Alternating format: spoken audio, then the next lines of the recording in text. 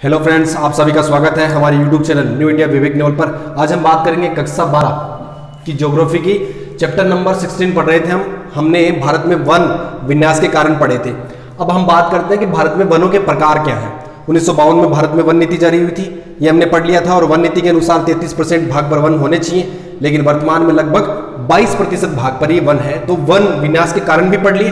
अब भारत में बता कि भारत एक विशाल देश है, यहाँ अलग अलग प्रकार की जलवायु है, अलग अलग प्रकार की मिट्टी है, तो भारत में अलग अलग प्रकार के वन भी पाए जाते हैं। देखिए, भारत में वनों को हमने 6 भागों में बांटा है। कितने भागों में बांटा है? 6 भागों में बांटा है। और ये 3 नंबर का बहुत ही अच्छा प्रश्न बनता है। आप अच्छा लिखें चाहे कम लिखें, लेकिन अच्छा लिखें, गप्पे नहीं मारने, क्योंकि अच्छे पॉइंट बनाकर और मैप जरूर बनाएं। देखिए, ऐसे प्रश्नों में मैप बनाने से आपको ज्यादा नंबर मिलते हैं। कुछ अलग कॉपी आपकी दिखेगी तभी नंबर अच्छे मिलेंगे। देखिए, पहले प्रकार क्या है? उष्णकटिबंधीय सदाबहार वन। उष्णकटिबंध क्या होता है? देखिए, ये आपने ग्लोब देखा होगा, ये 23.5 डिग्री, ये 23.5 डिग्री, 23.5 डिग्री उत्तरी अक्षांश और 23.5 डिग्री दक्षिणी अक्षांश। तो इनके मध्य का जो कटिबंध होता है वो क्या होता है? उष्णकटिबंध। इसको कर्क रेखा बोलते हैं, इसको मकर रेखा बोलते हैं। तो उष्णकटिबंधीय सदाबहार वन जो सदा हरे भरे रहते हैं, अच्छी बरसात होती है। तो देखिए, भारत में कहां पर है ये? भारत में ये वाला हिस्सा जहां पर अच्छी खासी बरसात है, जम्मू वाला और हिमाचल वाला, ये वाला हिस्सा, ठीक है, प्लस अरुणाचल प्रदेश का हिस्सा और कुछ मेघालय त्रिपुरा के आसपास का हिस्सा, यहां पर ये पहले प्रकार के वन अधिक पाए जाते हैं। कौन से? उष्णकटिबंधीय सदाबहार वन। इनकी विशेषता क्या होती है कि 200 सेंटीमीटर वर्षा होती है, वार्षिक वर्षा, कि वर्ष में 200 सेंटीमीटर से अधिक बरसात हो और लगभग वार्षिक तापमान कितना हो? 28 सेंटीग्रेड। तो अच्छी बरसात होगी तो लकड़ी क्या होगी? कठोर, और कठोर लकड़ी लोहे काष्ठ जैसी, लोहे काष्ठ वृक्ष भी होते हैं, तो कठोर लकड़ी होगी। और वो कैसे रंग की होगी? काले रंग की। अब अच्छी बरसात होगी तो लंबाई भी खूब होगी। तो लंबाई कितनी होगी? 40 से 60 मीटर की ऊंचाई। देखिए, इनके जो ये पेड़ होते हैं, इनके आसपास बहुत सारी लताएं, बेल वगैरह और ये घने वृक्ष होते हैं, तो यहां पर पहुंचने का कोई रास्ता नहीं होता। प्लस यहां इन वृक्षों की लकड़ी कैसी होती है? कठोर। तो इनको काटा नहीं जा सकता, इसलिए ये काम में नहीं लिए जाते। तो ये वन सुरक्षित वन है। इन उष्णकटिबंधीय सदाबहार वनों को काम में नहीं लिया जाता, ये कोई काम नहीं आता, क्योंकि यहां तक पहुंचना ही बहुत मुश्किल होता है। तो आप पहले प्रकार के। दूसरे प्रकार के क्या है? मानसूनी या कहते हैं पतझड़ी वन। वे वन जिनके वर्ष में एक बार पत्ते झड़ते हैं, मानसूनी वन या पतझड़ वन कहलाते हैं। भाई, ये मानसूनी वन कहां पर है? देखिए, जहां पर ये वाला आप हिस्सा देखिए, कौन कौन सा? यहां पर कर्नाटक है, यहां पर महाराष्ट्र है, इधर आंध्र प्रदेश और तमिलनाडु वाला हिस्सा देखिए, कुछ हिस्सा ये वाला देखिए, यहां वाला, तो यहां पर ये वन है। तो ये वाला क्षेत्र है जहां पर ये वन पाए जाते हैं। इनकी विशेषता क्या है? 100 से 200 सेंटीमीटर बरसात, 100 से 200 सेंटीमीटर क्या हो? वर्षा हो। 26 से 30 सेंटीग्रेड तक तापमान रहे। ऊंचाई क्या होगी? अधिक बरसात कम है तो ऊंचाई उससे थोड़ी कम रहेगी, 20 से 45 मीटर की ऊंचाई रहेगी।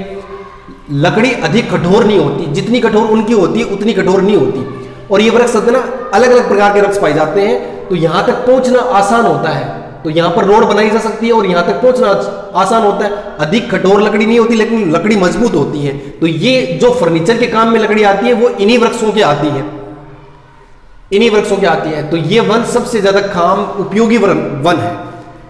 अब ये भारत के इन क्षेत्रों में पाए जाते हैं। आप मानचित्र में किसी संकेत द्वारा दिखा दें तो आपको याद रहेगा किसी भी प्रकार के।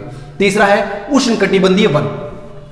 उष्णकटिबंधीय वन बरसात कितनी होती है? 50 से 100 सेंटीमीटर।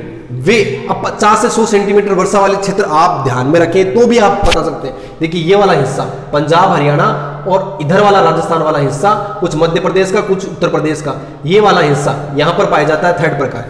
और एक बीच वाला ये वाला हिस्सा, ये वाला हिस्सा।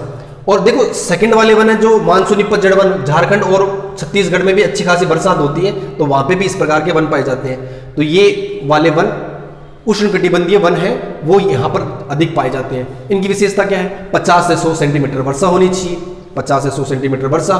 तापमान उनसे थोड़ा सा और कम, 20 से 35 डिग्री अधिक, 20 से 35 डिग्री वार्षिक तापमान। और इनकी ऊंचाई देखिए, बरसात कम होगी तो ऊंचाई निश्चित रूप से कम होगी, 6 से 9 मीटर ऊंचाई, 6 से 9 मीटर ऊंचाई। अब देखिए, वर्षा कम होती है तो जड़ें गहरी होती हैं। किसी भी वृक्ष की बात करें, वर्षा कम तो जड़ें लंबी होंगी, पत्तियां मोटी होंगी क्योंकि वाष्पोत्सर्जन को कम करे, पत्तियां मोटी होंगी, और तना क्या होगा, खुरदरा, जिससे पानी कम सोखे, तना खुरदरा होगा। तो ये सब विशेषताएं होती हैं। देखिए चौथा प्रकार क्या है, मरुस्थलीय वन। मरुस्थलीय वन, जहां मरुस्थलीय भूमि होगी, राजस्थान में देखिए ये राजस्थान वाला इलाका है, यहाँ पर मरुस्थलीय वन, चौथे प्रकार के वन यहाँ पाए जाते हैं मरुस्थलीय वन। यहाँ की स्थिति विशेषता हम जानते हैं सारे, 50 सेंटीमीटर से कम वर्षा, बहुत कम बरसात होती है, तापमान 25 से 35 सेंटीग्रेड तक औसत वार्षिक तापमान रहता है। तो अब देखिए बरसात कम होगी तो सीधी सी बात है, वृक्षों की जड़ें लंबी होंगी और पत्तियां, यहाँ पर पत्तियां छोटी होती हैं और कांटेदार होती हैं। जो मरुस्थलीय वन होते हैं, जैसे खेजड़ी हो गई, खेजड़ी हो गया, इनकी पत्तियां छोटी होती हैं और कांटेदार, जिससे वाष्पोत्सर्जन आसानी से कर पाती हैं ये। तो ये आप इसकी विशेषता हो गई मरुस्थलीय वनों की। अब यहाँ पर ज्यादातर झाड़ियां ही होती हैं, झाड़ियां प्रकार के जो ज्यादा पाए जाते हैं। दोगड़ा हो गया, राजस्थान में सबसे अधिक दोगड़ा वृक्ष पाए जाते हैं, तो दोगड़ा प्रकार के वृक्ष यहाँ पर अधिक पाए जाते हैं।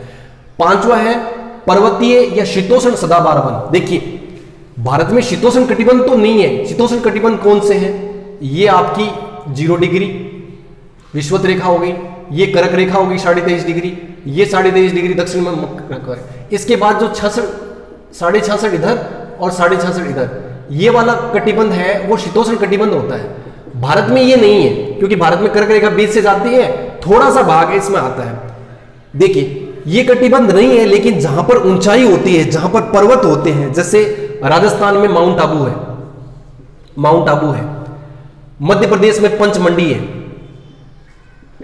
यहां पर अंकलेश्वर है, यहां पर अन्नामलाई है, और असम की जो पहाड़ियां हैं, गारो खासो जयंती मेघालय की पहाड़ियां हैं, इन पहाड़ियों पर ये, इन पर्वतमालाओं पर ये वन पाए जाते हैं। इसलिए इनको पर्वतीय वन या शीतोष्ण सदाबहार वन कहा जाता है। इनकी पत्तियां घनी होती हैं। पत्तियां कैसी होती हैं, घनी। तना कैसा होता है, मोटा, मोटा तना होता है इनमें, और 15 से 18 मीटर की ऊंचाई होती है। अब ये अच्छे वृक्ष होते हैं, इनसे कागज की लुगदी बनाई जाती है, कागज की लुगदी, कागज की लुगदी। और इनकी जो लकड़ी होती है वो अच्छी होती है, इसलिए प्लाई बोर्ड बनाए जाते हैं उनसे। क्या बनाए जाते हैं, प्लाई बोर्ड। छठे प्रकार के वन है जवारीय या दलदलीय वन। जवारीय और दलदलीय वन कहां होंगे, जहां नदियां जैसे बहकर यदि समुद्र में मिलेंगी, जैसे कृष्णा, कावेरी, ये दक्षिण भारत वाली नदियां हैं, या फिर गंगा नदी है जहां सुंदरवन डेल्टा बनाती है।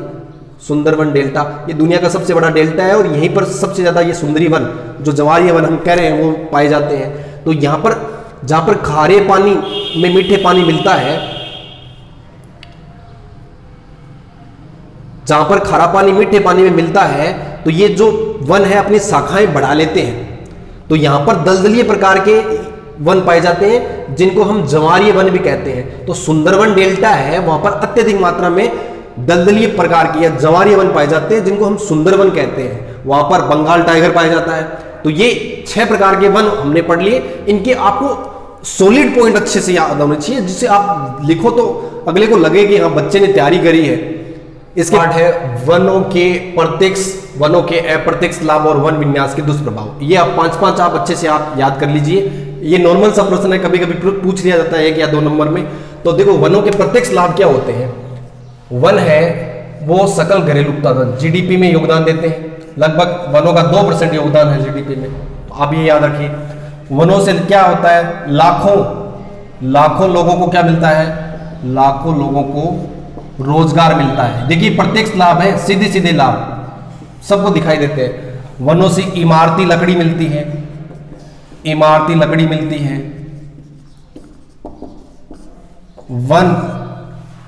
वनों से क्या मिलती है, इमारती लकड़ी। वनों में रहने वाले लोग हैं वो क्या करते हैं, पशुपालन करते हैं।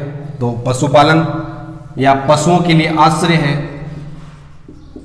पशुओं के लिए आश्रय का काम करता है। फल, फूल, पत्तियां, ठीक है, जिनसे कागज बनता है, रंग बनता है। आदिवासी लोग हैं, आदिवासियों के लिए निवास स्थान का काम करते हैं, निवास का काम करते हैं। ये प्रत्यक्ष लाभ हो गए, मतलब सामने दिखते हैं। अब कुछ ऐसे होते हैं जो दिखते नहीं लेकिन फिर भी वन करते हैं, वनों के अप्रत्यक्ष लाभ। वन जैविक संतुलन को बनाए रखते हैं, जैविक संतुलन को बनाए रखते हैं। वन जैविक संतुलन को बनाए रखते हैं। वन वर्षा कराने में सहायक होते हैं, वर्षा कराने में सहायक होते हैं, ठीक है। वन वाष्पोत्सर्जन करते हैं, उस क्रिया से वर्षा कराने में क्या होते हैं, सहायक होते हैं। बाढ़ नियंत्रण, बाढ़ नियंत्रण में सहायक होते हैं, क्योंकि नदियों के बहाव को कम करते हैं। नदियां जब तेज गति से बह के आती हैं तो वन उनके बहाव को कम करते हैं। मिट्टी अपरदन को रोकते हैं, मिट्टी के अपरदन को रोकते हैं, ठीक है, जिससे मिट्टी का कटाव रुकता है। इसकी जो पत्तियां होती हैं या फिर जड़ें होती हैं वो मिट्टी की उर्वरता बढ़ाते हैं, मिट्टी की उर्वरता बढ़ाते हैं। कार्बन डाइऑक्साइड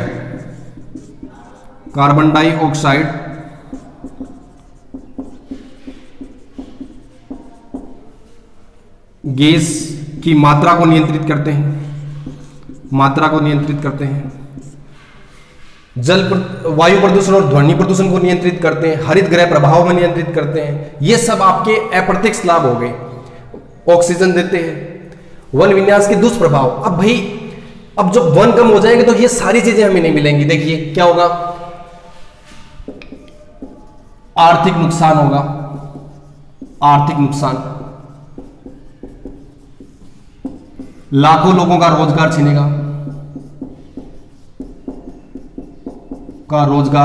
छीन जाएगा, लाखों लोगों का रोजगार छीन जाएगा। आदिवासियों के लिए निवास संकट हो जाएगा, आदिवासियों के लिए निवास संकट, आदिवासियों के लिए निवास संकट हो जाएगा। फिर ये सारे बाढ़ नियंत्रण, मरुस्थल बढ़ेगा, मरुस्थल को बढ़ावा मिलेगा, मरुस्थल को बढ़ावा मिलेगा। प्रदूषण में वृद्धि होगी। ये सब ऐसे नॉर्मल 5 से 7-8 पॉइंट आपको अच्छे से याद होने चाहिए। ध्यान रखिए, प्रत्यक्ष और अप्रत्यक्ष में आप गलती ना कर देना। प्रत्यक्ष जो सामने दिखते हैं, अप्रत्यक्ष ये आप दिखते नहीं होंगे लेकिन वन हमारे लिए करते हैं, ये हो गए। और वन विन्यास संरक्षण क्या है और ये वन संरक्षण क्यों आवश्यक है? देखिए वन संरक्षण क्या है, वनों को बचाना ही वन संरक्षण है। ये हम कैसे बचा सकते हैं, क्योंकि वन तो लोग काटेंगे, क्योंकि वन से उन्हें काटने से फायदा होगा।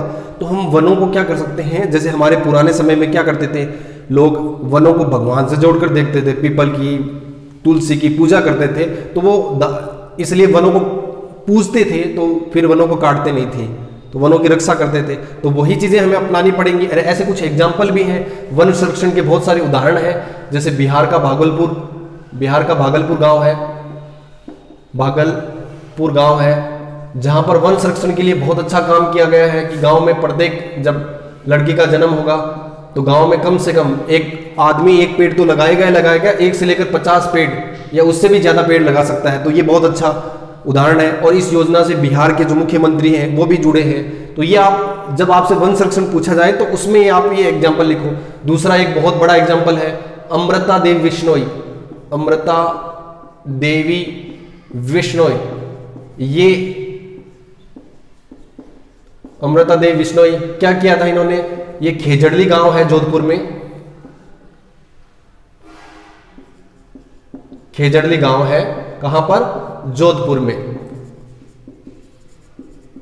तो वहां पर उन्होंने खेजड़ी वृक्ष की रक्षा हेतु, कौन से वृक्ष की, खेजड़ी वृक्ष की रक्षा हेतु इनके नेतृत्व में 363 लोगों ने क्या दे दिया था, बलिदान दे दिया था। तो अमृता देवी विश्नोई इन्होंने वन संरक्षण के लिए अपना प्लस और 363 लोग शहीद हो गए। ये बहुत बड़े एग्जाम्पल है। एकमात्र वृक्ष मेला लगता है खेजड़ली गांव में, दुनिया में कहीं वृक्ष मेला नहीं लगता, खेजड़ली गांव में वृक्ष मेला लगता है। तो इतने अच्छे एग्जाम्पल हैं। ऐसे चिपको आंदोलन है, एपीको आंदोलन है, बहुत सारे आंदोलन किए।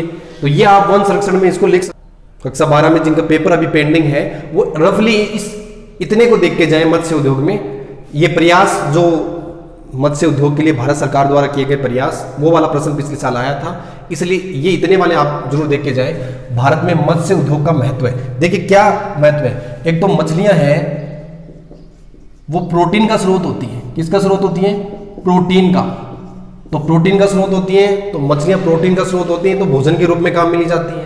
प्लस तो भोजन हो गया, और इनसे तेल भी प्राप्त किया जाता है। तो भोजन और तेल, अच्छा प्रोटीन का स्रोत है तो भोजन और तेल। दूसरा, लाखों लोगों को क्या मिलता है? रोजगार मिलता है। बहुत सारे लोग इससे रोजगार प्राप्त करते हैं मछली उद्योग से। नाव बनाने वाले, रस्सियां बनाने वाले,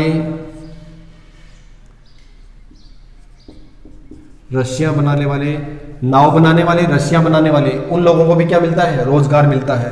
प्लस भारत मछलियों का क्या करता है? निर्यात। मछलियों का निर्यात करता है। निर्यात करता है मतलब दूसरे देशों को भेजता है। इससे क्या होगा? जिससे विदेशी मुद्रा मिलती है, विदेशी मुद्रा प्राप्त होती है। ये तो भारत में मत्स्य उद्योग का महत्व, ये महत्व है कि ये फायदे हैं, इसलिए तो हमने मत्स्य उद्योग को ज्यादा प्रयास किए। भारत सरकार ने अलग से डिपार्टमेंट बना दिया है। मत्स्य उपलब्धता की अनुकूल दशाएं कि मछलियां मिलती कहाँ हैं, सबसे ज्यादा मछलियां कहाँ मिलती हैं। अब मछलियां पकड़ने मछुआरे जाएंगे तो कौन से वो स्थान है जहां पर मछलियां मिलती हैं? देखिए, छिछले समुद्र मतलब समुद्र का जो किनारा होता है, जहां ज्यादा गहराई नहीं होती। गहराई क्या होती है? 600 फीट तक। तो 600 फीट तक की जो गहराई होती है, जहां पर सूर्य की किरण जा सके, सूर्य किरण प्रवेश कर सके। सूर्य किरण प्रवेश करेंगी तो वहां पर प्लैंकेट ज्यादा मात्रा में बनेंगे, क्योंकि मछलियां भोजन के रूप में प्लैंकेट खाती हैं, तो वहां पर ज्यादा मात्रा में बनेंगी।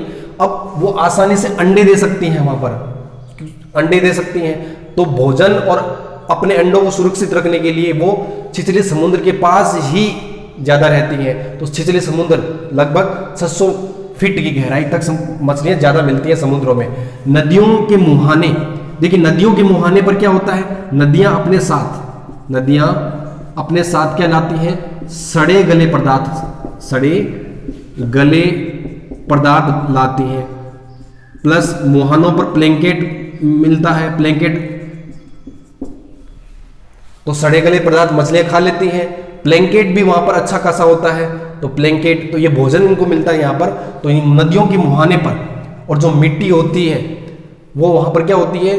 फैली हुई होती है और दलदली मिट्टी होती है। तो आसानी से मछलियां जब पानी के बहाव के साथ वहां पर आ जाती हैं, तो नदियों के मुहाने पर मछलियां अधिक मात्रा में मिलती हैं।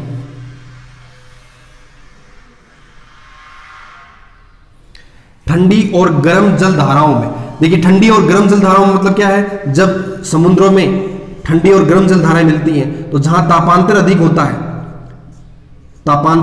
है, तो वहां पर प्लैंकेट बहुत ज्यादा होते हैं। प्लैंकेट अधिक मात्रा में होते हैं, तो वहां पर मछलियां प्लैंकेट खाने के लिए ज्यादातर आती हैं। तो प्लैंकेट खाने के लिए ज्यादातर आती हैं, तो ठंडी और गर्म धाराएं जहां पर मिलती हैं, वहां तापांतर अधिक होने के कारण प्लैंकेट अधिक होते हैं और मछलियां वहां पर आती हैं। तो ठंडी और गर्म धाराओं का मिलन जहां महासागरों में होता है, वहां पर भी मछलियां ज्यादा मात्रा में पाई जाती हैं। तो ये आपके लिए एक नॉर्मली रफली आप 2 बार पढ़ ले। आप करते हैं जल संसाधन देखिए, ये मान लीजिए धरती है, पृथ्वी है ये, तो ये पृथ्वी का 100% भाग हुआ। तो पृथ्वी पर जल कितना है? अब उस 100% भाग में से 71% भाग पर क्या है? जल है। अब 71% मान लीजिए ये समुद्र है इस पर, तो समुद्र में जो जल है, अब वो क्या होगा? वाष्प बनेगा, और वाष्प बन के क्या बन जाएगा? बादल, और फिर वापस बरसात होगी। ठीक है, जब नमी इसकी कम हो जाएगी तो क्या होगी? वर्षा होगी, और ये वर्षा जल नदियों के द्वारा वापस कहां चला जाएगा? समुद्र में। तो ये चक्रीय रूप में, कौन से रूप में?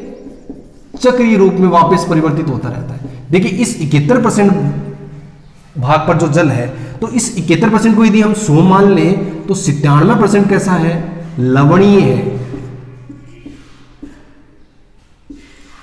97% लवणीय है, जबकि 3% अलवणीय है। अब इतनी पूरी पृथ्वी पर पूरे टोटल जल में से 3% अलवणीय है और उस 3% में से भी बहुत कम पानी काम आता है। अब बात करते हैं भारत की। इस पूरी पृथ्वी का भारत जो है, मान लीजिए भारत है, तो भारत विश्व की 2.4% जनसंख्या रखता है। ये इतनी जनसंख्या रखता है भारत, 2.4%। भारत पूरे विश्व का 2.4% क्या रखता है, क्षेत्रफल रखता है। भारत का जो क्षेत्रफल है वो पूरे विश्व का कितना है, 2.4% है। लेकिन यहां पर जनसंख्या कितनी निवास करती है, लगभग 17.5%। देखिए इतने से क्षेत्रफल पर, और यह टोटल जल कितना है, जो पूरा जल है वो विश्व का कितना परसेंट है, 4% है। अब भारत का जो जल है, और भारत में जो जल है, करते हैं भारत में जल के स्रोत की। तो भारत में जो जल है उसके स्रोतों को हमने दो भागों में बांट दिया। एक तो धरातलीय जल, धरातलीय जल, और एक बांट दिया हमने भूमिगत जल, भूमिगत जल। अब धरातलीय जल में क्या क्या आता है, वर्षा, और धरातल का जो जल है, धरातल का जल है, धरातल का जल किस किस में, नदियों में, तालाबों में, इनमें बांध हो गए, इन सब में। वर्षा की बात करें तो भारत में वार्षिक वर्षा है, वार्षिक वर्षा वो लगभग 108 सेंटीमीटर होती है। भारत में सबसे अधिक वर्षा वाला स्थान भी है मनसिनराम, दुनिया में सबसे अधिक बरसात होती है वहां पर। तो ये आपको ध्यान रखना है। वर्षा से क्या होता है, नमी आती है भूमि में, भूमि में नमी आती है तो सिंचाई में काम आती है। फिर जल की तो नदियां, तालाब, बांध, इनका भी कुछ पानी वर्ष किसके रूप में, वाष्पोत्सर्जन के रूप में चले जाता है। भारत की प्रमुख नदियां, देखिए बांध तो मानव ने बनाए हैं, प्रकृति के रूप में नदियां ही हैं। तो नदियों की बात करें तो गंगा होगी, यमुना, गंगा, यमुना, और ब्रह्मपुत्र, ब्रह्मपुत्र, सिंधु, कृष्णा, कावेरी, गोदावरी, गोदावरी, ये प्रमुख नदियां हैं। कृष्णा, कावेरी, गोदावरी, नर्मदा भी है, ताप्ती है, महानदियां हैं, ताप्ती, महानदी, ये सब आप नदियों को ध्यान रखिए। अब भूमिगत जल की बात करते हैं। अब देखिए इस धरातलीय जल का उपयोग क्या है, उपयोग, तो धरातलीय जल का उपयोग क्या है, लगभग 89% ये जो जल है वो क्या आता है, कृषि कार्यों में काम आता है। कृषि कार्यों में, कृषि कार्यों में 9% जल है वो घरेलू कार्यों में काम आता है, घरेलू कार्यों में, और 2% जो जल है वो औद्योगिक कार्यों में आता है, औद्योगिक। तो ये इसका उपयोग हो गया। इस चार्ट को आसानी से आप याद कर सकते हैं, कोई डिफिकल्ट नहीं। भूमिगत जल किसके रूप में रहता है, कुएं हो गए, नलकूप हो गए, इनके रूप में भूमिगत जल रहता है।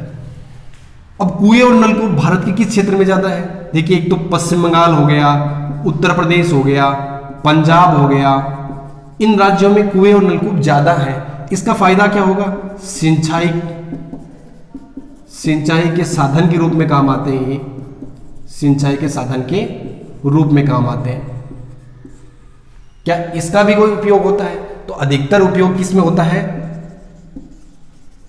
अधिकतर उपयोग कृषि कार्य में होता है। इसका कृषि कार्य में किया जाता है। ये भारत में जल के स्रोत का वर्गीकरण हो गया। आसानी से आप समझ सकते हो, दो प्रकार से, धरातलीय और भूमिगत जल।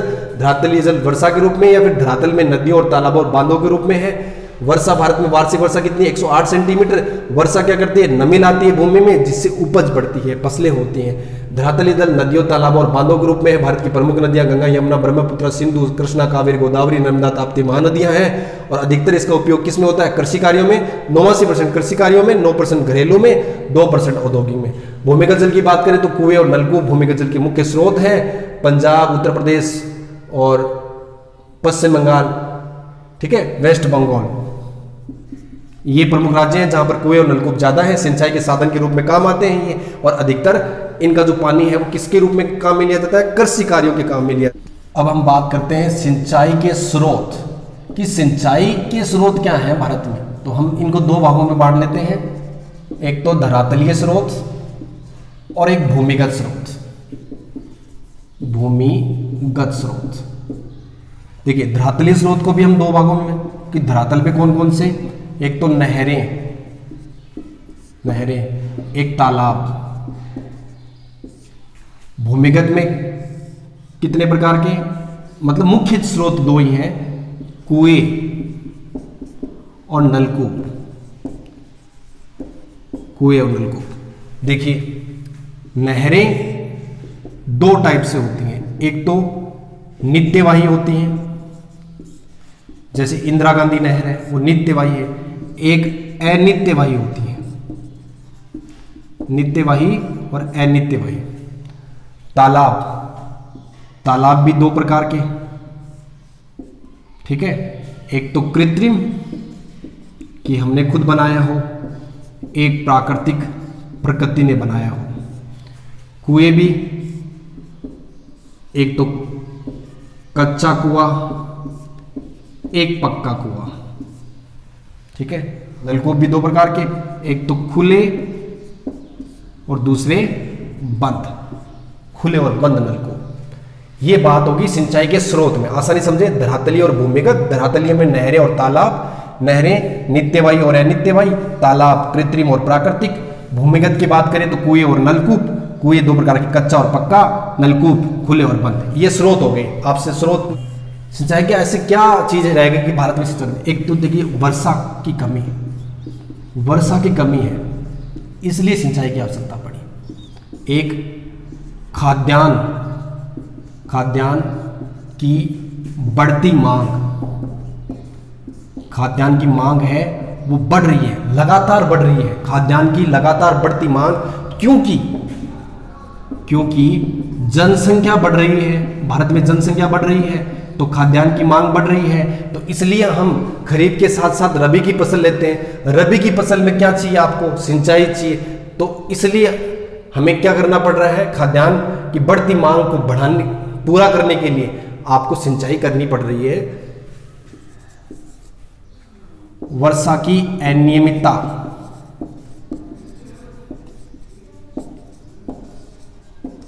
वर्षा की अनियमितता, कभी बरसात हो जाती है कभी बरसात नहीं होती, इसलिए भी ऐसा होता है। व्यापारिक फसलों में जल की आवश्यकता अधिक होती है। जो व्यापारिक फसलें होती हैं उनमें जल की आवश्यकता क्या होती है, अधिक होती है। जैसे आप फल उत्पादन करते हैं या फिर फूल उत्पादन करते हैं तो उनमें जल की आवश्यकता ज्यादा होती है, इसलिए हमें अलग से सिंचाई की आवश्यकता पड़ती है, ठीक है।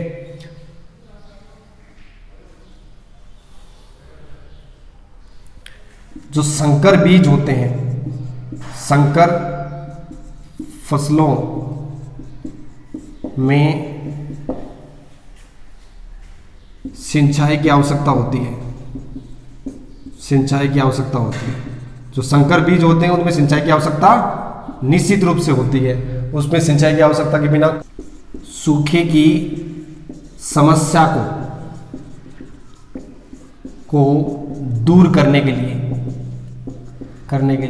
राजस्थान जैसे राज्यों में सूखा बहुत पड़ता है, तो सूखे की समस्या को दूर करने के लिए जब आपके पास बारिश नहीं हो, भूमि खाली पड़ी हो, तो आप सिंचाई करेंगे तो उसमें फायदा होगा। तो सूखे की समस्या को दूर करने के लिए एक जो गहन कृषि होती है, गहन कृषि में जल की आवश्यकता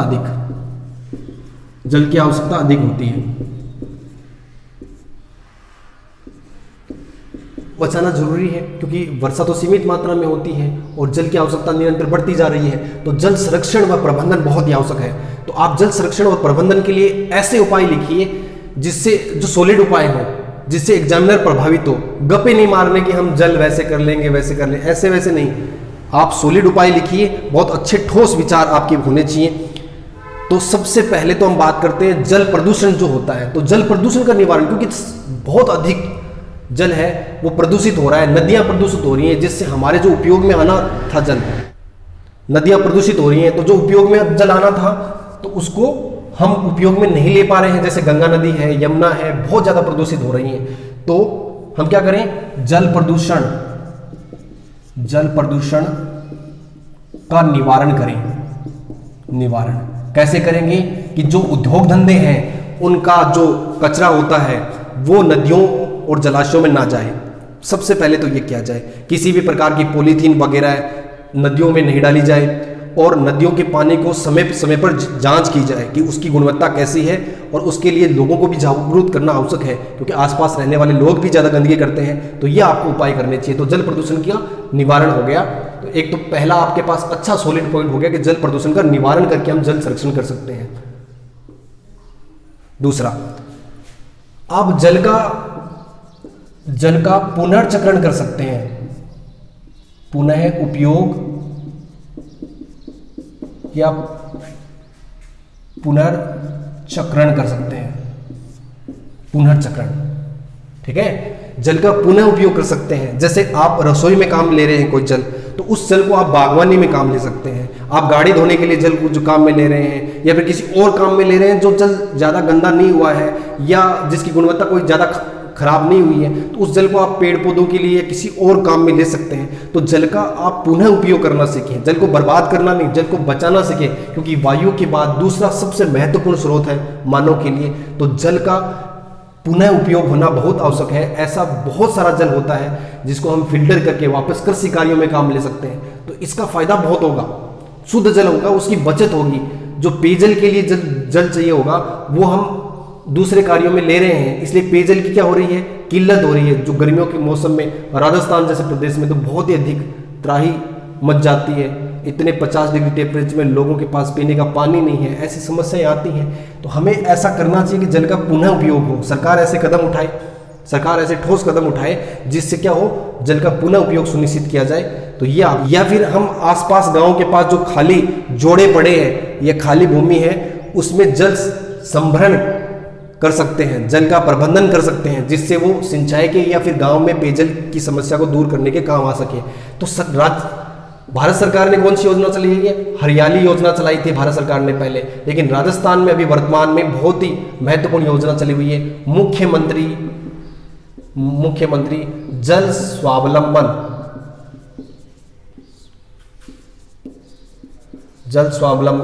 योजना। मुख्यमंत्री जल स्वावलंबन योजना के तहत क्या किया जाता है, गांव के जो स्रोत हैं, जल के स्रोत हैं, उनका पुनर्भरण किया जाता है, उनका पुनर्निर्माण किया जाता है, और नए नए स्रोत बनाए जाते हैं, परकोलेशन टैंक बनाए जाते हैं। तो ये कार्य किया जा रहा है जल संभरण प्रबंधन के तहत। चौथा है वर्षा जल का संचय। वर्षा जल का संचय, तो वर्षा के जल का संचय करें। हम किस प्रकार से कर सकते हैं कि हम अपने घर में जो छत है उसके जो एरिया होता है, छत का जो एरिया होता है, उसका जो पानी आता है तो उसको स्टोर करने के लिए स्टोर टैंक बनाएं। अपने घर में क्या बनाएं, स्टोर टैंक बनाएं। वर्षा जल के पानी को स्टोर करने के लिए स्टोर टैंक बनाएं, जिससे वर्षा का जल संचय होगा और हमारे काम में आएगा। जब